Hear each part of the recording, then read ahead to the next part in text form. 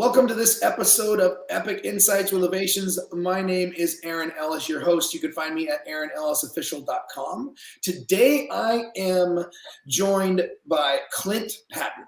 Now, Clint is a renowned author, speaker, and transformational leadership coach. He's trained and empowered over 8,000 leaders from nonprofits to Fortune 100 companies, including Starbucks and Westinghouse Electric. He's truly a culture shifter. I want to end there and say welcome, Clint, and I'd love to dive in with you. Welcome to the episode. Yeah, thank you, Aaron. I really appreciate it. And I've been looking forward to this talk, so let's do it. Yeah, let's do it. So I love to bridge the personal and the professional. I think it's important not only for anybody who's on the personal side of life, but even with our corporate clients and whatnot, to realize that they're not separate. So with that, you have a really interesting story that's led to what you're doing. And it's not necessarily the easiest story, I think. And I would love to start there and start with what's led you to doing what you're doing today, which I have read that has to do with Gabriel, your son. Yeah.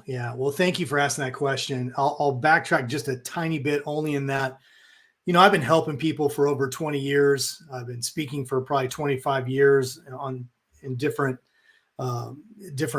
tribes, if you'll say it that way. But what happened in 2019 rocked me. And that's what really led to a transformation first in the way I think, the way I want to live life, the things that I want to put my hands to, and ultimately what's led me to where I'm at today and, still growing.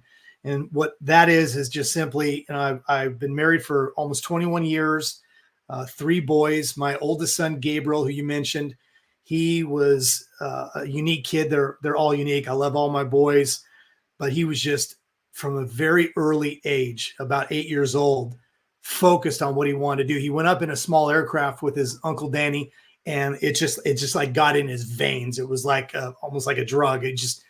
He just absolutely loved it, became obsessed with aviation, became obsessed with the idea of flying a plane. So we're like, okay, great.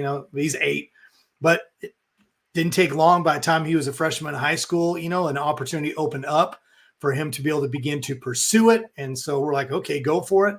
And sure enough, by the time he was 16 years old, actually before he even had a driver's license, he was flying solo.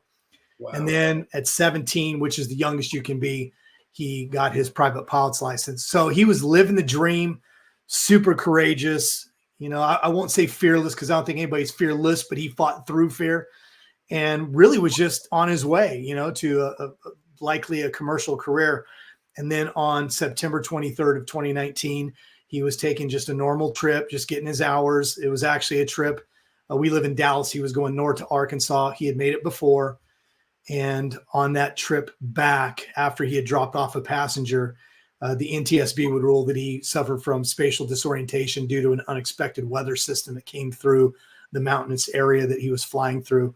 And so he lost his way and he crashed into the side of the mountain and he lost his life. So, devastating blow. There's really no way. I mean, I've been talking about this for over 4 years now, and there's no way to really appropriately describe the shock, the pain that caused us. But ultimately, to lead us to where we are today, I just began to take a look, first of all, about how he lived life. I mean, here he was only 18 years old. I was 54 at the time that he passed. And I called myself a coward, Aaron. That's how I saw myself, because I realized there were dreams that I had. There were things that I had said that I wanted to do over the course of the last 20, 25 years that I just didn't have the courage to step out and do. And when I looked at him, you and I were offline a minute ago. There's a blurry guitar in the background. We were literally in the living room one night, and apparently he had started learning how to play guitar on YouTube. We didn't even know he was doing it. And then I heard a very familiar rock riff. It was like, and it sounded live. I'm like, did you hear that? She's like, my wife was like, yeah, I heard that. We go in the room and he's playing the electric guitar and he's playing it well. We're like, when did you learn guitar? Wow. And he's like, I just started watching YouTube videos, So I just reflected on things like that. And even as a family, all of us, when he passed away, we made an agreement with each other on a couple of things. One is how we were going to handle the grieving process. And in simple terms, we can talk about that more later if you want, but it was that we were going to grieve openly and honestly and share our emotions and make sure and check on each other constantly, even if we thought things were going better, on a good day. But the second piece was that we were going to live like he lived it. We were going to live courageously. We were going to chase our dreams, and we were going to honor his life by living ours, not get trapped in his death. And ultimately that led to me making some big decisions. I stepped away from what had been my career for over 17 years. I launched a personal development, transformational leadership speaking and coaching company called BigBoldBrave. And I also recently joined a company called Excellent Culture. So it just led me to, if I could just say, put like rocket fuel on my desire to help people overcome faulty mindsets and things that hold them back. The subconscious mind that's always working in the background that keeps people from being courageous and doing the things they dream to do and all those things. Wow. So what I'm loving here that I really want to point out for everybody and elaborate a little bit further on is that, and I know we talked about going deeper, so I want to go a little bit deeper, but I want to keep this in a way that like people can digest it. But I look at everything as energy. I look at everything as literally, on one level of consciousness happening for us. And I also love to say that, there are reasons for everything that happens, but everything does not happen for a reason. And the reason I say that is most people say, well, everything happens for a reason because it's been a conditioned response to give you relief. So as soon as you find that reason for something happens, you stop looking for the other reasons. And going back to the energy thing, I have learned in my own life through some of my experiences that people would say were tragic and horrific, where I didn't look at them that way. I looked at this harnessed energy that I could decide which way I was going to basically focus that energy. Yeah. And it could either destroy me and disempower me, or it could empower me. Right. And I think that's really tough for people to be able to do that. But it sounds like that's what you did. You and your wife made a conscious decision to take this energy that could literally, I was literally doing just, I had a guy on the podcast the other day who speaks on suicide prevention. And we talked about people who've lost a child and how much that increases suicide. Yeah. Like, it's just kind of crazy that there's so many ways that could go. But ultimately, the way I've looked at it, I'd love to hear you speak on this, because it's really the way I see life, is that everything is a gift. And you guys chose to unwrap that gift and take something that could have been horrific and completely ruined your life and use it to help other people's lives and your own life. Yeah. No, we totally share the same exact mindset when it comes to that. And, I think one thing I want to point out, because we don't know who's listening to this, and the chances are really good that there's going to be a number of people who have suffered a really difficult loss. It may not be a child, it may be a child. But I think to give you my perspective on what you just said, I think it's okay to distinguish the difference between something good coming out of something versus it was good what happened. Yeah. We don't believe on any level that our son had to die in order that we, that's not how we see this at all. Right. But how we do see it is this is our story. This is what happened. And to your point, you do only have two choices, and I can say this as someone who's went through the experience. I know some people that may still get angry with me for saying it that way and making it that simple, but it really is that simple, Aaron. You have the choice. And I think I had one advantage that maybe some people don't. And that was just simply, I was a pastor for many years. It's not that I had that title or anything like that. That's not my point. But because of my role over the course of, almost 20 years, I helped a lot of people in a lot of very difficult situations, including I've been in hospital rooms watching their loved one die right before our eyes. I've been in rooms where a baby was born and stillborn. I've been in really tough situations. And then the aftermath of that, of trying to help those people walk those things out. Yeah. And as you said, unfortunately, a lot of people don't process that well. And like you said, suicide occurs. Marriages completely fall apart. Mm-hmm. And so I was keenly aware that how we walk this stuff out was going to be really critical on whether or not that was part of our experience and an extension of our tragedy, if you will, Yeah. And so we made a decision that morning that that was not going to be our story. Now, that said, for everybody that's listening to this, that doesn't mean that we don't still manage and have to work through the same level of pain. It's been a very painful journey without him, and it still is. It's only been 4 years. What we've had to do is we've had to be very intentional. And I like to use the word recalibrate. You can use different terms to say the same thing. But, when those hard moments hit, because they do, birthdays come around. The day that he passed away comes around every year, right? Mhm. All those things happen. And there's a reality, even subconsciously, to those things that impacts your soul, your spirit, your body. Your body begins to react every single year. Before September 23rd, we begin to feel the physical, spiritual, and emotional weight of that trauma. And we've learned how to process well through that. And so it takes courageous decisions. It takes courageous conversations. And what I mean by that is being willing to ask each other really hard questions when it doesn't feel comfortable. So it is work, Aaron. It is work to maintain that energy, but it's also very worth it because you can take the hardest gut punches of life and turn around and process the pain, but also do something that can help humanity, which is really what, our lives have been dedicated to. Yeah, I love that. And, what I want to shift into is the how now. And I know that you have developed a how around this through your own personal experience. And I also want to just preface this with this, from my understanding, and I've only done a little bit of reading, but from my understanding of what I'm going to ask you to talk about next, this how that you can apply doesn't just apply to tragedy. It really can apply to anything you want to level up in your life, any goal that you have, any aspiration that you have, any next level you want to see. And to remember, it's a journey. It's not a decision you just make one day. It's a decision you continually make. Sometimes daily, but sometimes it's moment by moment until you can make it daily. And then you can make it weekly. But then again, you come back to having to make it every minute sometimes, right? It's a conscious decision. But I would love to hear you talk about your 5 C's. You've mentioned courage, but if you could go through those briefly, the courage, creative genius, compassion, collaboration, and conscious, I would love to hear that methodology and how that can be applied towards, one, how you applied it towards tragedy, but also, two, how we can apply it towards any leveling up in our life, any sort of expansion that we face, whether it be from tragedy or purposefully intending based on an aspiration. Yeah. I love that question because you're absolutely right. This isn't just to work through a tragedy. It really is applicable in any area of life.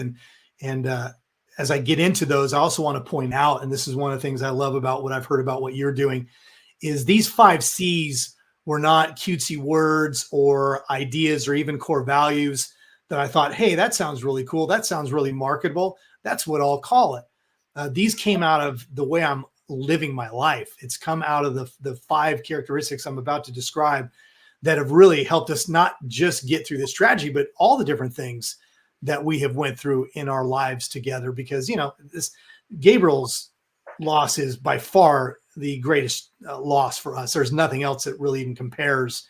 I don't even know if you could say there's number 2, right? But we've been through other stuff.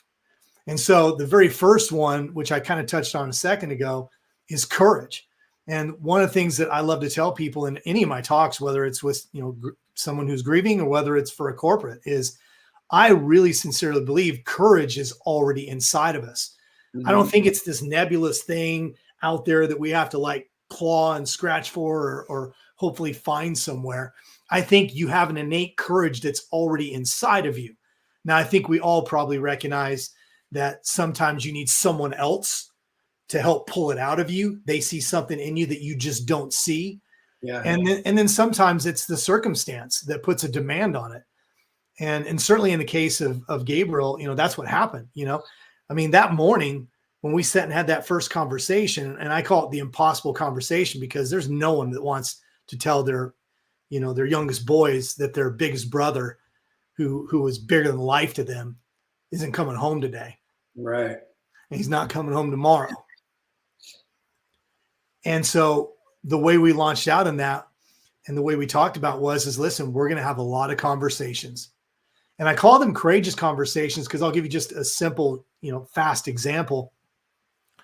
Over the course of especially the first year or two, there's a lot of really tough moments. There's a lot of different things that trigger you, that cause that emotional pain to rise to the surface that you got to decide what you're going to do with it. And then let's face it, Aaron, and this is where suicide ends up becoming a choice that someone's make. A lot of people bury it and hide it. And you can't always tell by someone's demeanor or their attitude or their energy level, are they actually really doing okay?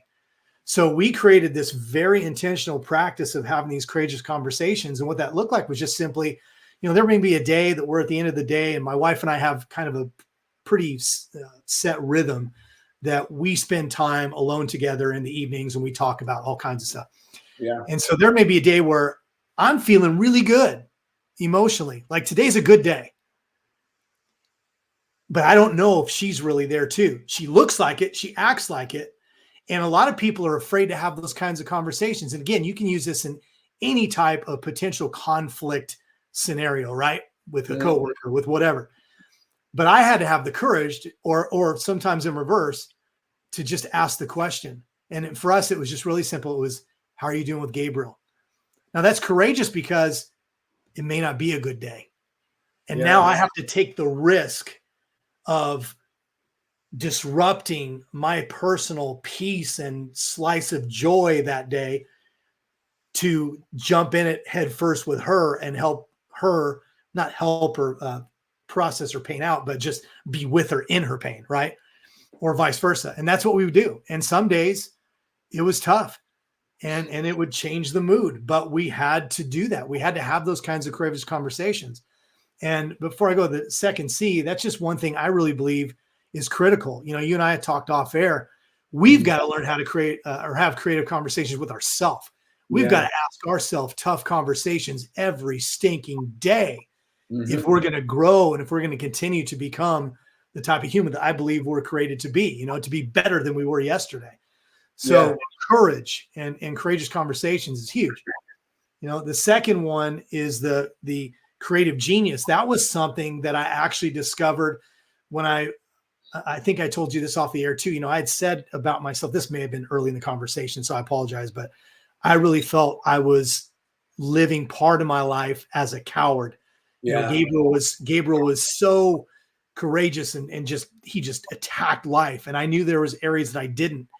And so one of the things I began to study and discovered, and we don't need to take time to go there, but I discovered even this NASA study that was really cool, where they basically studied rocket scientists to discover if they could actually measure through an assessment the creative genius of people. And the short version of this is it worked. It was very effective. They ended up deciding, the scientists who created this assessment ended up doing it with 1,600 4 and 5-year-olds and tracked them over the course of time into their young adulthood. And when they were 4 and 5 years old, 98% of them tracked and actually, when they got the results from the test, were creative genius, 98%. Wow. And then every 5 years, as life punched them in the mouth, as they began to have belief systems that were contrary to that, right? All the different things that could have went into that, it dropped quick. 5 years after they were 5 years old, it dropped to 30. Then it dropped to 12% once they were in high school. And then by the time they were mid-20s, 2%. Wow. Well, Aaron, what that told me is the creative genius is in there. Yeah. And it's always been in there. But there's been things in life that have either caused us to shrink back in fear and not engage it anymore, or we've allowed the words of others, or even worse, our own words, to tell us that we're less than, we're not capable of them. That's not me, and I can't do that, So that was something I discovered. So I decided I'm not going to live that way. I'm going to do intentional things to begin to tap into my creative genius. That also has been very cathartic in just even the grieving process.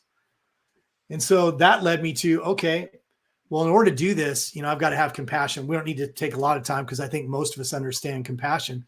But my gosh, all we got to do is take a look at the world around us. And man, if you don't think we're in a place in time where we need to show compassion for fellow human beings, unlike any time before, I don't know where you live. You must have your head in the sand, right? Yeah. So I've been very intentional about that, understanding that Not everybody's going to be able to relate to my story about losing Gabriel or even other parts of my story. And also that my story is not greater than their story. Yes. I need to have compassion for anybody's loss, no matter what that looks like. And so that's something we've been very intentional about. And I think it not only makes you a better human being, but it allows you to really become better at what you do. And it really helps you do the 4C on a whole other level. And that is collaboration. We couldn't walk out this pain by ourselves.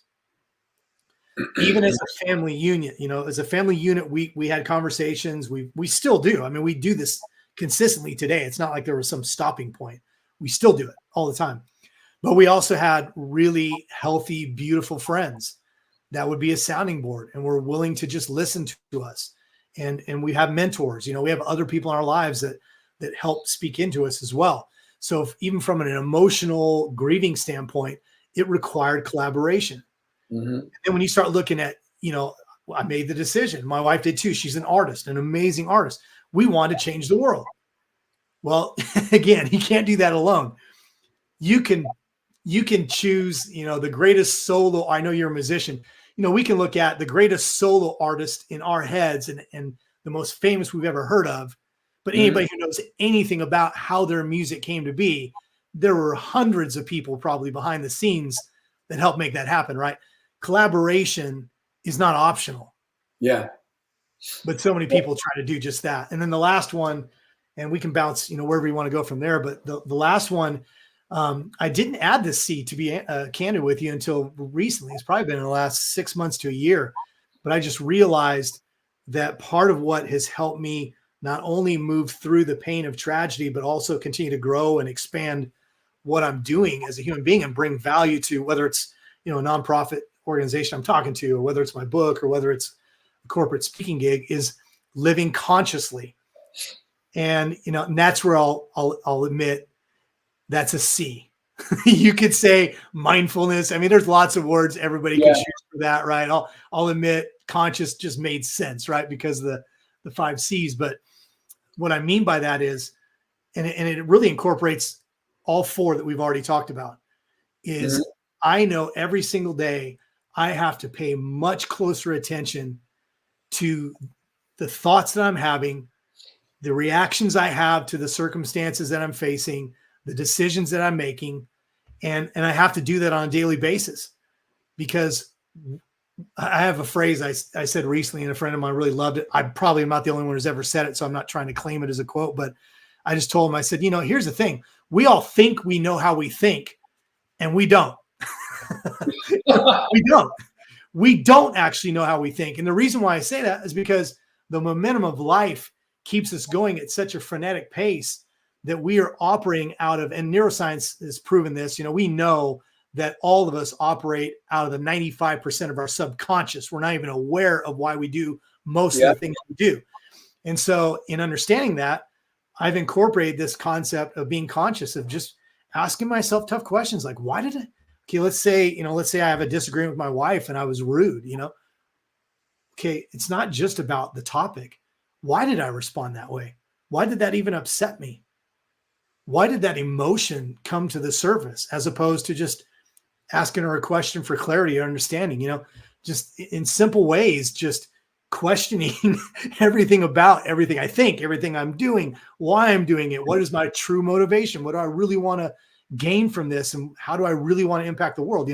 All those things require a level of consciousness. And that's something you have to work at every day. Yes. Now, so we've gone over time, but I think this is excellent. I want to share with you, I'm sure you know this, but I want to share with you something from my vantage point, and my vantage point on life. I've always seen synchronicity. I've always seen the connection of life. That's been something that I've always been, growing up, was confused that other people couldn't see. That's one of the reasons why I'm a startup junkie, and why I'm brought into companies at startup phase. And like I told you offline, I'm eternally patient. Like I find so much joy in helping people see what I see. Right? It's not a frustration. It's not if it's problematic, it's more joyous to me, right? So what I heard when you were talking with these 5 C's, we have courage, we have creative genius, we have compassion, collaboration, and consciousness, right? You're going to need to be courageous, right? And sometimes that means you're going to realize you haven't been courageous. You're going to need to be compassionate with yourself, right? And then you're going to be like, well, what is my creative genius? You're going to come across these roadblocks, realizing that you are afraid to be creative in your workspace or in your relationship because you don't want to be judged. So therefore, you're going to need to be compassionate again with yourself because you become conscious of it, right? And then you're going to need help. You're going to have to ask for help and collaborate. Sometimes that's going to bring up more things you'd have to be compassionate about with yourself, right? And you're going to have to come up with creative ways to collaborate. And you're going to have to become conscious. Like literally, I love how these 5 C's, they just literally, if you're having trouble with one, look at the other ones and it'll tell you where to go. It'll tell you what you're missing. And it'll tell you where you're kind of off balance. And I literally had this visualization of these corporate, like these organizations having these 5 C's up on the wall where everybody can see them. And the teams, like when they notice somebody's off, they can peek back by and go, courageous. Yeah, come on. Passion. Or they can even come and say, hey man, how's it going? And they can see, oh, this person needs some compassion today. You know what I mean? And I love this. I love how organized it is and how I could just see it literally. It's not linear. It's, even though we put them in order, they literally flow in, before, after, and through each other, right?